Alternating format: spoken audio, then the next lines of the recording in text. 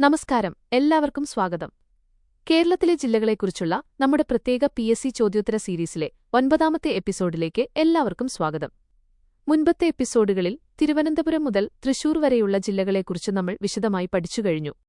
ഇന്ന് നമ്മൾ പരിചയപ്പെടാൻ പോകുന്നത് കേരളത്തിന്റെ നെല്ലറ എന്നും പാലക്കാടൻ ചുരത്തിന്റെ നാട് എന്നും കോട്ടകളുടെയും നെൽവയലുകളുടെയും സുന്ദരഭൂമിയുമായ പാലക്കാട് ജില്ലയെക്കുറിച്ചാണ്.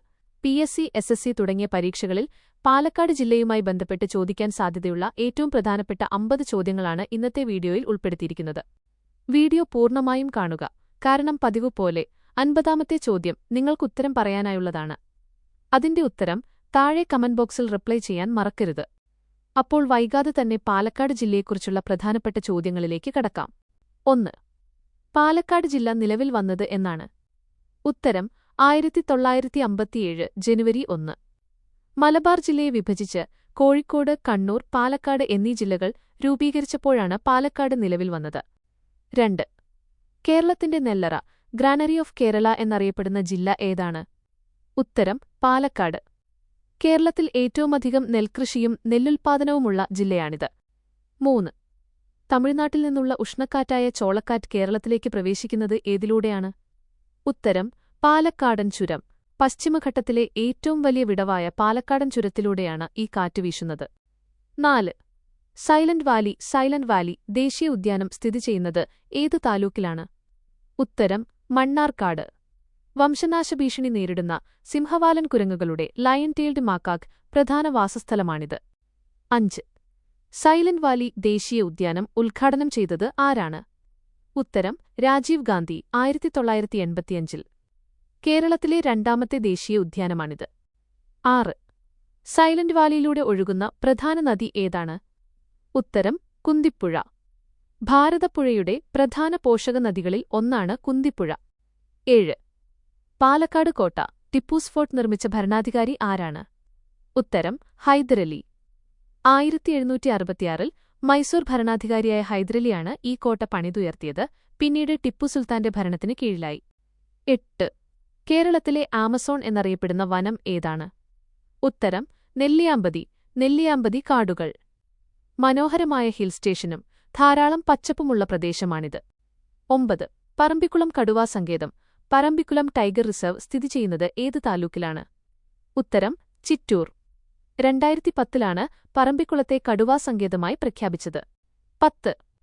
പ്രശസ്തമായ കന്നിമാരി തേക്ക്, കന്നിമാറ ടീക്ക് സ്ഥിതി ചെയ്യുന്നതെവിടെയാണ്? ഉത്തരം പറമ്പിക്കുളം വന്യജീവി സങ്കേതം. ലോകത്തിലെ ഏറ്റവും വലിയതും പഴക്കമുള്ളതുമായ സ്വാഭാവിക തേക്കുമരങ്ങളിലൊന്നാണിത്. 11. കേരളത്തിലെ ആദ്യത്തെ കോൺക്രീറ്റ് ഡാമായ മലമ്പുഴ അണക്കെട്ട് നിർമ്മിച്ചിരിക്കുന്നത് ഏത് നദിയിലാണ്? ഉത്തരം മലമ്പുഴ, ഭാരതപ്പുഴയുടെ പോഷകനദി.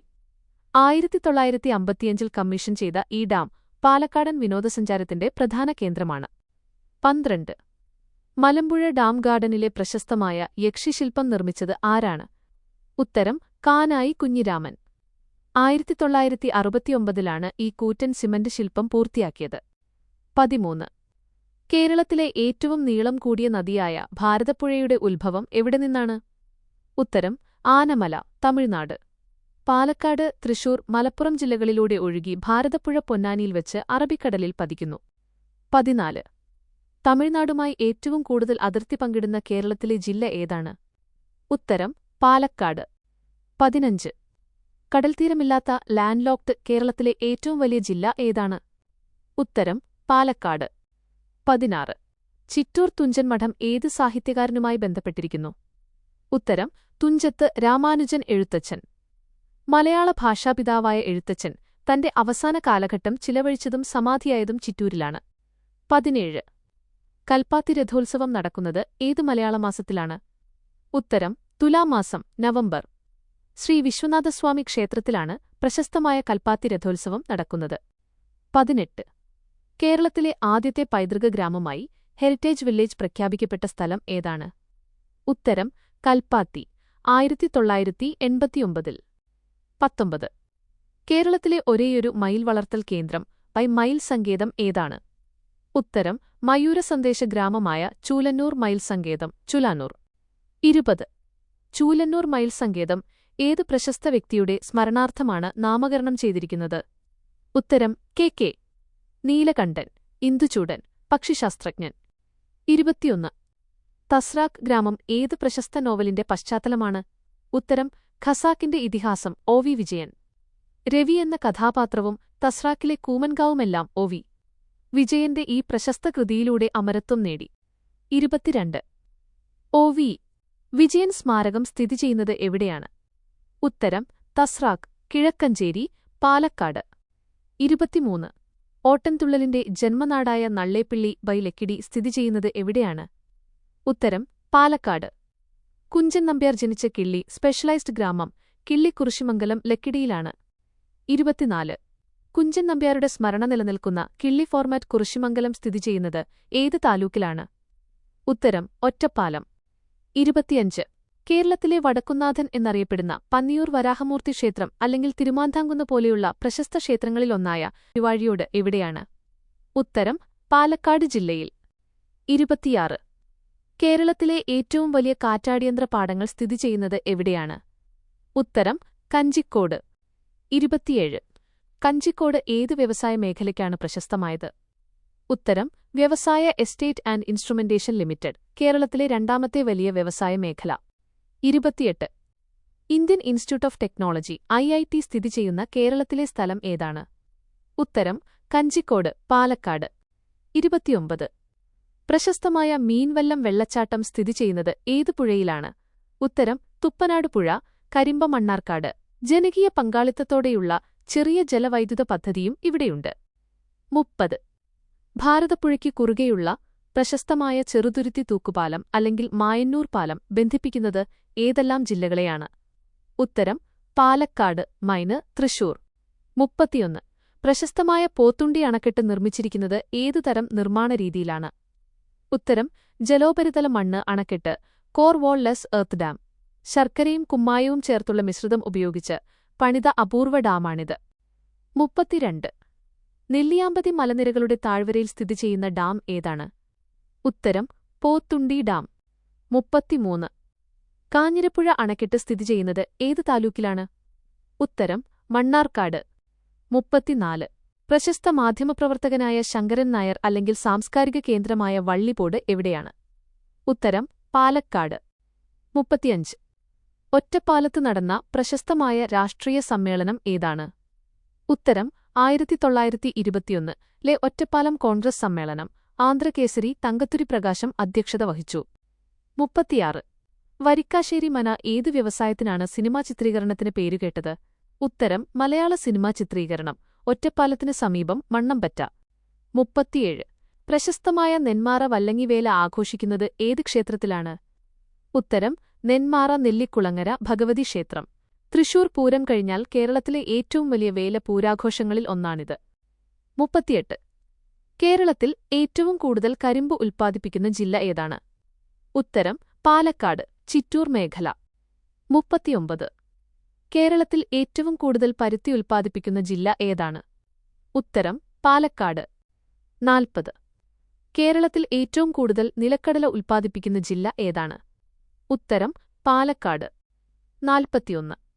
പാലക്കാട് ജില്ലയിലെ താലൂക്കുകളുടെ എണ്ണം എത്രയാണ്? ഉത്തരം 7 താലൂക്കുകൾ. പാലക്കാട്, ആലത്തൂർ, ചിറ്റൂർ, മണ്ണാർക്കാട്, ഒറ്റപ്പാലം, പട്ടാമ്പി, അട്ടപ്പാടി എന്നിവയാണവ. 42. കേരളത്തിലെ ആദ്യത്തെ ഗോത്രവർഗ താലൂക്ക് ഏതാണ്? ഉത്തരം അട്ടപ്പാടി, 2014 രൂപീകരിച്ചു. 43. അട്ടപ്പാടിയിലൂടെ ഒഴുകുന്ന പ്രധാന നദി ഏതാണ്? ഉത്തരം ഭവാനിപ്പുഴ. കിഴക്കോട്ടൊഴുകുന്ന കേരളത്തിലെ 3 നദികളിൽ ഒന്നാണ് ഭവാനി. 44. മംഗളം അണക്കെട്ട് സ്ഥിതി ചെയ്യുന്നത് ഏത് നദിയിലാണ്? ഉത്തരം ചെറുകുന്നപ്പുഴ, മംഗളം പുഴ. 45. പ്രശസ്തമായ പട്ടാമ്പി നേർച്ച ഏത് പള്ളിയുമായി ബന്ധപ്പെട്ടിരിക്കുന്നു? ഉത്തരം പട്ടാമ്പി റാവുത്തർ ജുമാ മസ്ജിദിലെ നേർച്ച, ആനകളുടെ അണിനിരക്കലോടെ. 46. പട്ടാമ്പി നെല്ല് ഗവേഷണ കേന്ദ്രം സ്ഥാപിച്ച വർഷം ഏതാണ്? ഉത്തരം 1927. ഉയർന്ന വിളവ് തരുന്ന നിരവധിയായ നെൽവിത്തുകൾ വികസിപ്പിച്ചെടുത്ത കേന്ദ്രമാണിത്. 47.